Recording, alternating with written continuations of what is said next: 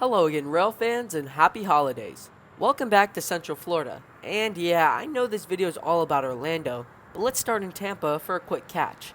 I'd be out this Saturday evening to get some night shots of downtown for a very special video I'm slowly putting together, and on the way south I heard PO 92 departing Tampa Union Station. So we ducked in at a familiar spot, the ABS signal of distant Tamango. In a couple minutes and in the last light of day, 92 would speed out of Tampa, on his way north into the night.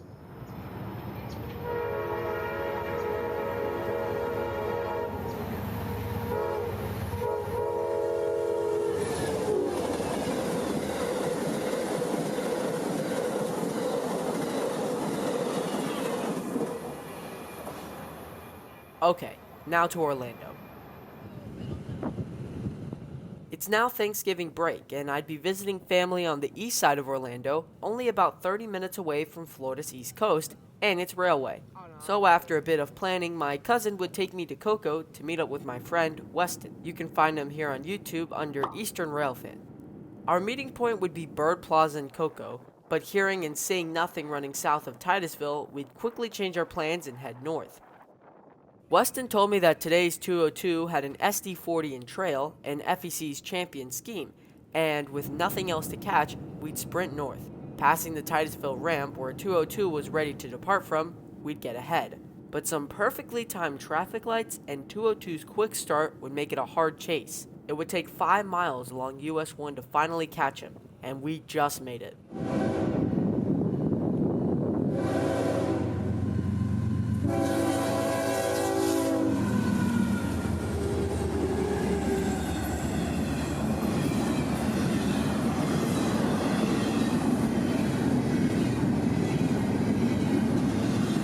202 is intermodal for a handful of places along the FEC. Originating in Miami, 202 switches Titusville on its way north, with the rest of his cars being for Bowden Yard in Jacksonville. From there, CSX takes cars from the Consus to Moncrief Yard, where they're shipped out on I-038 to Charlotte, North Carolina.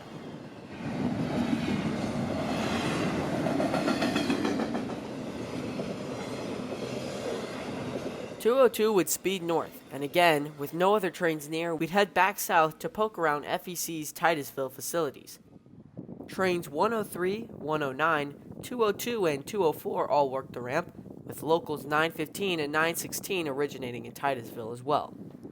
Well, it's been a solid 2 hours of nothing, but we got a 103 coming south, and that is a train, so I hope we catch it. It's a very nice spot here, just south of Titusville. Should be a good shot. After wandering around for a while, we'd hear that FEC train 103 was coming south from New Smyrna, so we'd head up north of the Titusville ramp by about 2 miles. Speaking with a friendly signal maintainer, he had told us that 103 was just around the corner, and soon enough we'd see the headlight of an FEC Gevo. The buzz around this train would be the second locomotive in the consist, surprising me as I've always wanted to see one of these, but I've never gotten the chance.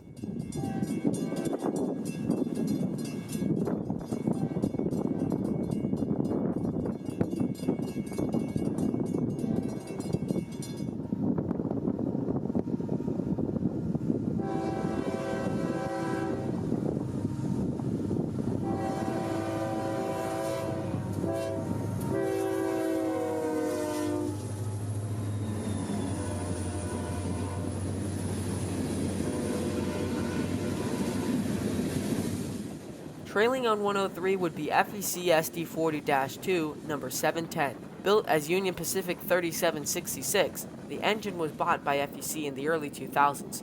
The locomotive was renumbered for FEC soon after and hauled freight for the railroad all the way up to early 2019 when it was put into storage. FEC has begun taking them out of storage in 2022, and we were lucky enough to catch one today on 103. FEC Equipment Defect Detector. Milepost 157.6. East track. No defects. No defects. End of transmission.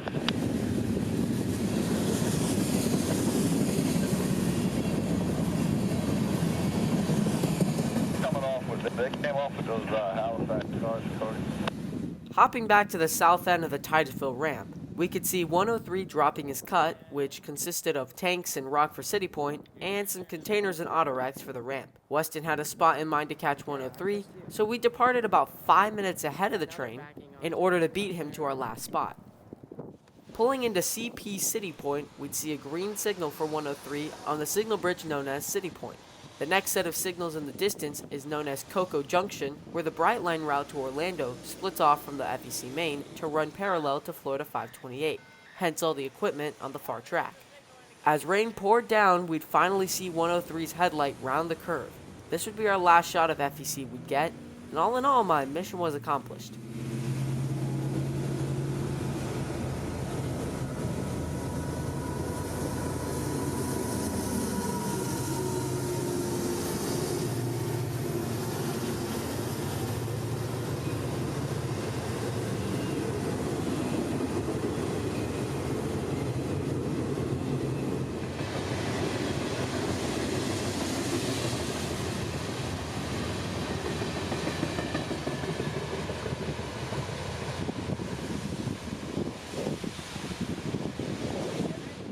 The next day, I'd be spending some time with my other cousin who rides SunRail every day. So we took the opportunity to hang out and see some of the SunRail corridor. First stop would be Maitland, specifically the Lake Lily Park, where the A-line runs between neighborhoods and some lush vegetation. I noticed this shot after watching some old Orlando railfanning videos, and I knew I had to try it. PO 97 was the closest Amtrak to us, but the CFRC dispatcher would hold him at the Maitland SunRail station to get Winter Park cleared of 2 SunRail trains. And in a couple minutes, here they came.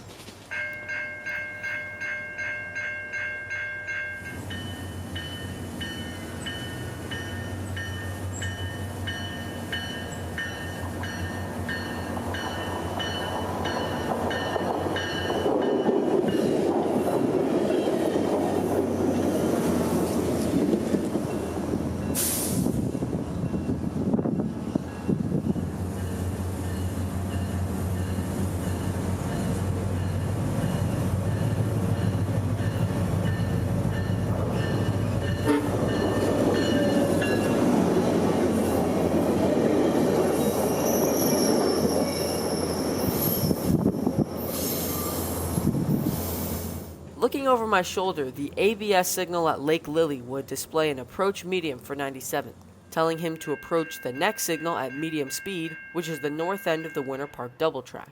In a couple of minutes, here he came, running about 20 minutes late.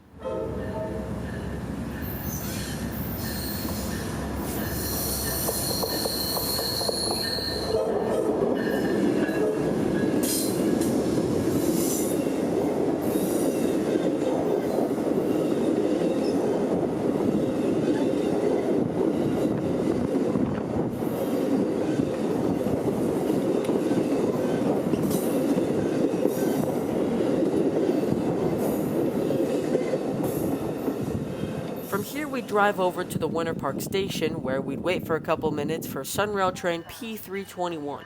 We wanted to explore Kissimmee, and the best way to get there was on the southbound train.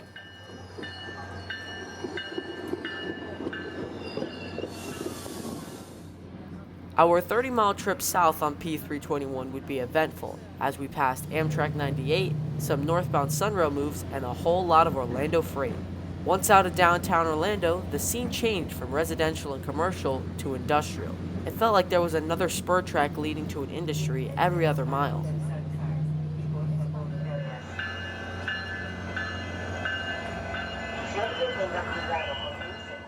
After about 35 minutes, we'd get off at the Kissimmee station. From here, we walked around Old Town until I looked down a road to see this.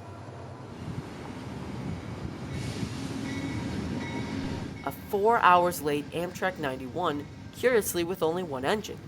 The story is that just south of Jacksonville, around St. John's, 91's lead engine number 153 had engine troubles and ended up breaking down. So the crew decided to take the leader off and put it into the siding.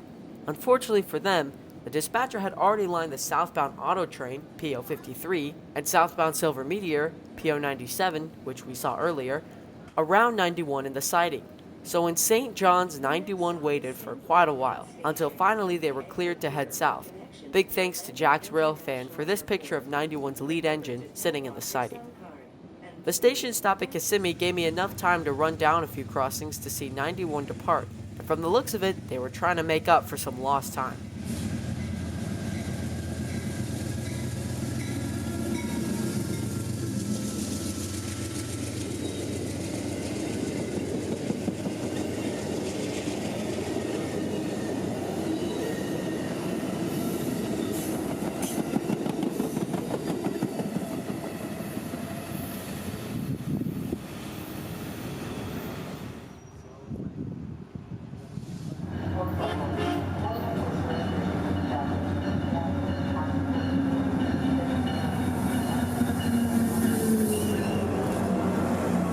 P324 would be our train to take us back to Orlando, and we make it there just after 4 p.m. After grabbing some coffee, we'd go around Church Street until a couple more SunRails would light up downtown.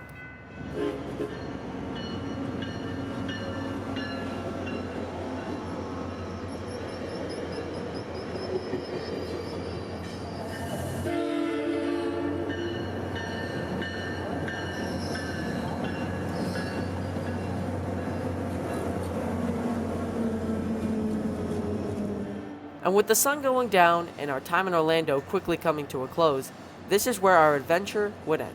I thank all of you for watching this video, and I hope you learned something new or found some type of entertainment out of it. But until we meet again trackside, this is Christian from Multicolor Films, end of transmission.